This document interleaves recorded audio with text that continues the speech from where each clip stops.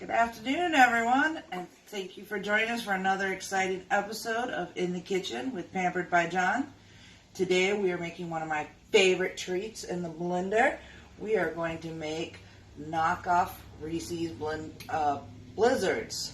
First, we just put a couple of scoops of ice cream in our blender.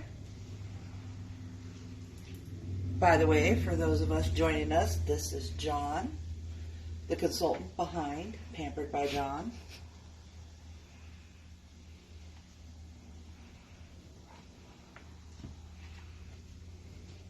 Then we drop in a couple of peanut butter cups.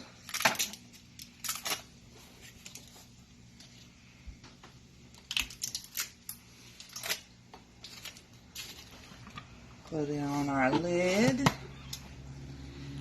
Turn on our blender. We're going to leave it on Custom Blend. Custom Blend 1. And we're going to start blending. It takes it about 15 seconds to make these. We're going to use our little device that came with our blender to push back down on the blades.